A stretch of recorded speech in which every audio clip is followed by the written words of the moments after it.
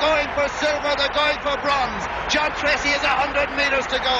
In the past, Ireland have won bronze medals. John Caldwell, Freddie Gilroy, Sox Byrne, Jim McCourt, New Russell. They've won golds, Pat O'Callaghan twice, Bob Tissell, Ron Delaney. They've won silvers with John McNally, Fred Teague, Wilkinson, and for the 13th time, an Irish medal goes to John Treacy.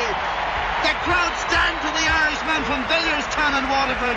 The little man with a great heart from County Waterford has done it. Well, the first thing I remember about Jimmy Magee in Los Angeles is he was out there obviously covering it, and I met him maybe 3 days before the marathon, and he was quizzing me on who I thought was going to win the marathon.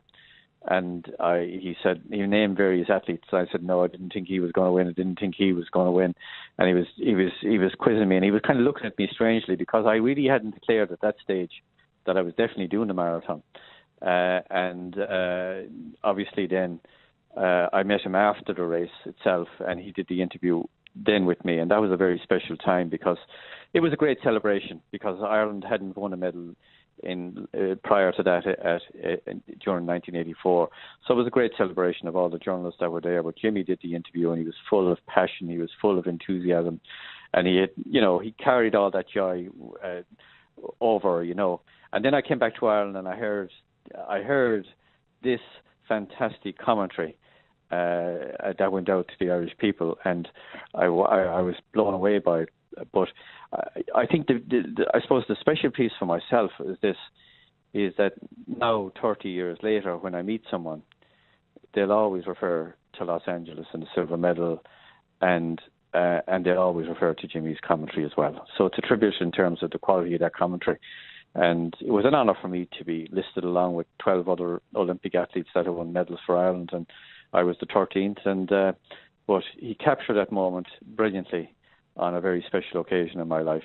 You know what? Every time I met him, there was a smile on his face. And because, again, there was that kind of bond between the two of us around that silver medal.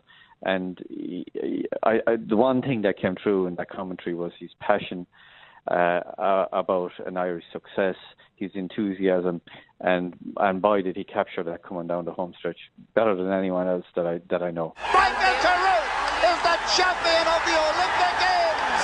Michael Carruth is the champion. Jimmy asked me before we boxed, would we give him the first interview? And we said, oh, absolutely, of course we would. And we did. And when I came back to him, I thought my hands were broken, and I didn't realise at the time. And so they were immensely sore. So I had bags of ice on them. And of course, he described me as a crock of gold, which I always found very funny. And then, there was a lot of tears in his eyes as well, and a lot of emotion in his voice because, to win the gold medal for me, but for him to see it the first time in his life, because he never actually got to see an Irish person win an Olympic gold medal live, because obviously back in '56, with Ronnie winning his, there was, a lot of the journalists didn't go over there. It was 3 weeks to Melbourne when in 1956 it took you that long to get there. So it was kind of emotional, and he was a bit, somewhat teary. And I looked at him like, I gave him a big hug, and it was a great moment for us all, So and he was part of it, So which made it even better. I have a scar on my left hand after Barcelona when I had to get an operation done, and he tells people, this fella Michael Carruth, I guarantee you he shows me his left hand without even saying hello, because he made me do it, because then he knew he was talking to the right Michael, because I'm being an identical striplet and things like that. But he was one of his kind, and I don't think we'll ever see another Jimmy Magee in our lifetime, to what he done and what he could do. One more punch to do it. One more punch to do it. Cordova is all but gone. His legs are wobbling. The referee will stop it, I think. His corner don't want it, but one more punch will decide it. Dunne going for the world title. Fabulous performance by Bernard Dunne. And surely now, one more count will do it. The world champion looks distracted. Dunne looks on the brink of fame. Box on. Another left hand that almost tears the head of the Panamanian world champion. Fabulous stuff from Dunne. And there seems no escape route for the exit doors of this fabulous arena for Ricardo Cordova. Or is there one punch in the world champion to deny Dunne what he's fought so hard for here tonight. This is a brilliant fight, one of the best we've ever had. And Carruth has gone. Bernard Dunne is the champion of the world. Bernard Dunne is the champion of the world. Fantastic, Bernard. Fantastic. Well, he was just an incredible individual who had so much time for everybody.